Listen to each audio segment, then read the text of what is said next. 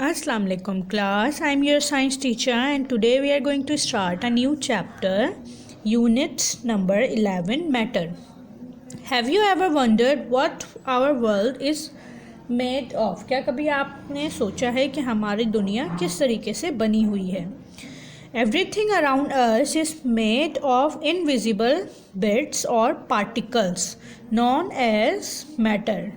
जो भी चीज़ हमारे इन्वायरमेंट में मौजूद है वो एक छोटे से ज़र्रात से बनी हुई है जिसको हम मैटर कहते हैं. You too are made of matter, यानी एक आप ख़ुद भी मैटर से बने हैं. The three non state of matter are solid, liquid and gas. Matter की तीन किस्में होती हैं, सॉलिड, लिक्विड और gas. Scientist classify a thing as matter if it has mass and takes up space. Scientist के मुताबिक मैटर ऐसी चीज़ को कहते हैं जिसका वज़न हो और जो जगह घेरे. Volume is the space occupied by an object that has length. Volume हम कहते हैं ऐसे स्पेस को या ऐसी जगह को जो लंबाई में, चौड़ाई में और हाइट में मौजूद हो. Mass is the amount of matter in an object. Mass हम कहते हैं कितनी तादाद में कौन सा मैटर मौजूद है. Solid, matter is solid if it has, हम कहेंगे कि सॉलिड क्या होता है कि ऐसा मैटर जिसकी डेफिनेट शेप होती है. This means that it does not change its shape if you change the container. इसका मतलब है कि ये अपनी शक्ल नहीं बदलेगा चाहे आप इसे किसी भी कंटेनर में डाल लें. For example, your eraser maintains the same shape whether you keep it in your pencil box और ऑन योर डेस्क. चाहे जिस तरह से एक रेज़र होता है आप इसको चाहे कहीं पर भी रखते हैं, यानी इन्वायरमेंट के लिहाज से उसकी शेप चेंज नहीं होती है. Number 2, a definite volume. Shape के साथ साथ इसका वॉल्यूम भी मखसूस होता है. This means that it takes up the same amount of space no matter where you keep it. यानी इसका मतलब है कि उतनी ही स्पेस घेरेगा चाहे उसको कहीं पर भी रखा जाए. अ ब्लॉक ऑफ वुड, जिस तरह से लकड़ी का एक block. Tissue paper and your pencil, ये सारी एग्जाम्पल्स हैं सॉलिड्स की. लिक्विड क्या होता है? Matter is a liquid of it changes its shape when you change the container. Liquid अपने कंटेनर के हिसाब से अपनी शक्ल बदलने की सलाहियत रखता है. This means that it does not have a definite shape. इसका मतलब है इसकी कोई शेप नहीं होती है. For example, if you put pour juice into a glass from a jug. अगर आप जूस को ग्लास में, जग से ग्लास में डालते हैं, it will take the shape of the glass, यानी वो ग्लास की शक्ल का हो जाएगा.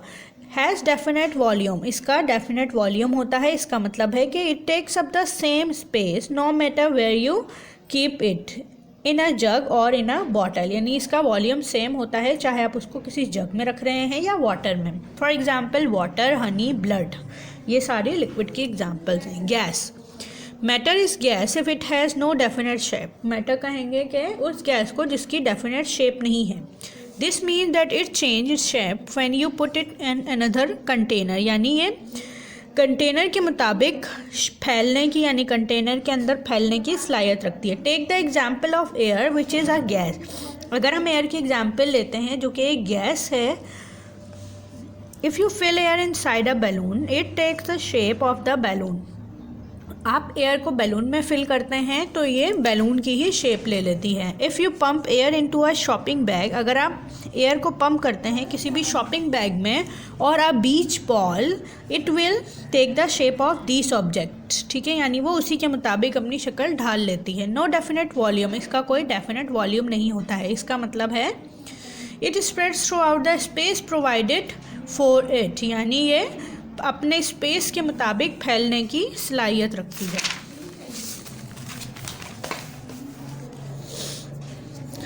कंपेयरिंग स्टेट्स ऑफ मैटर, हम तीनों स्टेट्स ऑफ मैटर को कंपेयर करते हैं. तीनों में क्या डिफरेंस है. How solid, liquid and gas is different from each other. Solid, liquid और गैस एक दूसरे से कैसे मुख्तलिफ हैं. Why do solids have a definite shape. किस तरीके से सॉलिड का एक मखसूस शेप होता है. But no liquids and gases, लेकिन लिक्विड और गैस का कोई मखसूस शेप नहीं होता. It is because of the arrangement of particle in different states of matter. क्यों? क्योंकि डिफरेंट स्टेट्स ऑफ मैटर में पार्टिकल्स की अरेंजमेंट भी डिफरेंट होती है. All matter is compose of tiny particles called atom. जितने एटम्स होते हैं, जितने भी मैटर बने होते हैं वो टाइनी पार्टिकल से बने होते हैं, उन टाइनी पार्टिकल्स को हम एटम्स कहते हैं। You can not see atoms with an ordinary microscope. हम एटम्स को ऑर्डिनरी माइक्रोस्कोप से नहीं देख सकते क्योंकि ये बहुत ज़्यादा छोटे होते हैं। They are even smaller than the living cells. ये लिविंग सेल से भी छोटे होते हैं। Let us learn how this particles are arrange in these state of matter. चलें जानते हैं कि किस तरह से पार्टिकल्स जो हैं इन स्टेट ऑफ मैटर में अरेंज होते हैं। सॉलिड में जो पार्टिकल्स होते हैं वो रेगुलर पैटर्न में होते हैं, यानी टाइटली पैक्ड होते हैं और बहुत ही इनके दरमियान बहुत ही कम स्पेस होता है। इसीलिए solid can not be compressed easily. इसलिए इस सॉलिड को हम कॉम्प्रेस्ड आसानी से नहीं कर सकते। Vibrate about a fix position but do not move from place to place. इसके जो पार्टिकल हैं वो एक ही जगह पे रहकर हिल सकते हैं यानी वाइब्रेट कर सकते हैं, लेकिन एक जगह से दूसरी जगह मूव नहीं कर सकते। Have less energy than liquid. इनके दरमियान की जो एनर्जी होती है वो दोनों के मुकाबले में कम होती है। Particles and liquid are arrange in an irregular pattern. Liquid के जो पार्टिकल होते हैं वो इरेगुलर पैटर्न में अरेंज होते हैं, यानी एक दूसरे के क्लोज होते हैं। इसका मतलब है कि there is no much space between them. इनके दरमियान ज़्यादा फासला नहीं होता है। Just enough for them to slide over each other. Just ये इतना फासला होता है कि एक दूसरे पे फिसल सकते हैं। Therefore it is also difficult to compress liquid. इसीलिए लिक्विड को कॉम्प्रेस करना भी बहुत मुश्किल है, मतलब कतई मुश्किल है। Vibrate, move about and slide past each other. Have more energy than particles of solid but have less energy than the particles of gas. अब ये solid और गैस के दरमियान के particles कहलाते हैं, यानी solid से ज़्यादा एनर्जी होती है लेकिन गैस से कम एनर्जी होती है। पार्टिकल्स इन या gas have no regular arrangement. इसके पार्टिकल्स जो होते हैं वो एक दूसरे से काफ़ी डिस्टेंस पर मौजूद होते हैं, इसीलिए ये इजीली कॉम्प्रेसिबल होते हैं। Move freely at high speed, और हाई स्पीड पे ये इजीली मूव कर सकते हैं। Have the highest energy and compare to the particles of solid and liquid. और इनके अंदर एनर्जी की जो अमाउंट होती है, क्वांटिटी होती है, वो ज़्यादा होती है, हाईएस्ट एनर्जी होती है as compare to solid and liquid. Changes of state. Heating and cooling can change a substance from one state to another. अब हम इन स्टेट को चेंज कर सकते हैं हीटिंग यानी गर्म करके, या इनको ठंडा करके यानी टेम्परेचर को चेंज करके हम इसकी शक्ल बदल सकते हैं। Melting. A solid changes into a liquid when it is heated. Solid liquid में बदल सकता है अगर इसको हीट प्रोवाइड की जाए। दिस इज़ कॉल्ड मेल्टिंग, और इस प्रोसेस को हम मेल्टिंग कहते हैं। फॉर एग्जाम्पल, हमारे पास आइस क्यूब है, हम आइस क्यूब को हीट प्रोवाइड करेंगे तो वो कन्वर्ट होकर लिक्विड बन जाएगा यानी वाटर बन जाएगा। Freezing. A liquid changes into a solid when it is cold. अब इसी लिक्विड को अगर हम दोबारा से फ्रीज़ करेंगे या वाटर को अगर हम फ्रीज़ करेंगे तो वो कन्वर्ट हो जाएगा आइस में, तो ये प्रोसेस हमारा कहलाता है फ्रीजिंग। एवापोरेशन क्या होता है? A liquid changes into a gas when it is heated. किसी भी लिक्विड को जब आप मज़ीद हीट प्रोवाइड करते हैं तो वो वेपराइज फॉर्म में आ जाता है, यानी उसके छोटे छोटे से वेपर्स, जो भाप हम कहते हैं, वो बन के उड़ने लगता है, तो उस प्रोसेस को हम कहते हैं एवापोरेशन।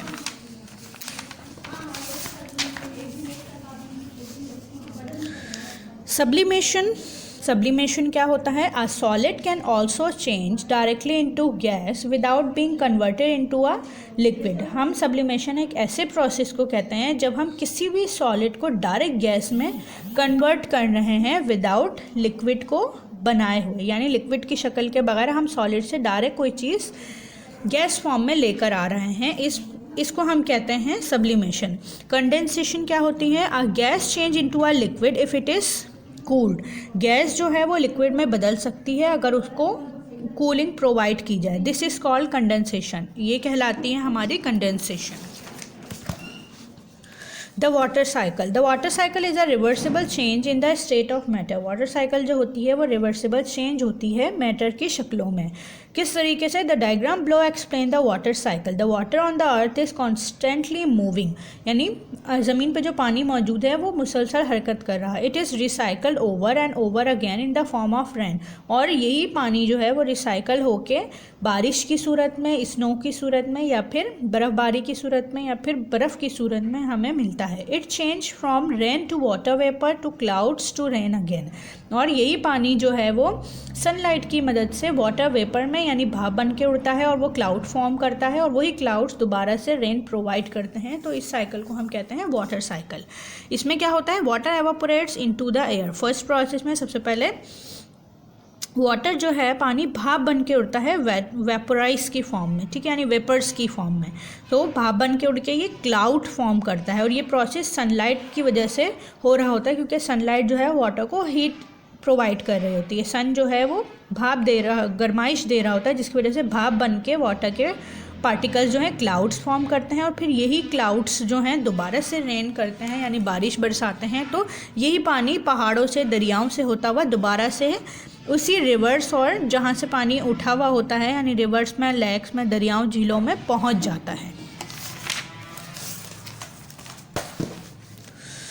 रिवर्सिबल चेंजेस हम किसे कहते हैं? Reversible changes do not produce any new substance as they are not permanent changes. Reversible changes हम उसको कहते हैं जैसे हम कोई भी किसी भी सब्सटेंस में चेंज ला रहे हैं लेकिन नया नहीं ला रहे हैं, यानी उसी सब्सटेंस को रहते हुए उसकी शक्ल चेंज कर रहे हैं। Heating water changes its liquid to straight into gases. जिस तरह से हम पानी को हीट प्रोवाइड करते हैं तो वो लिक्विड और गैस में कन्वर्ट हो जाता है।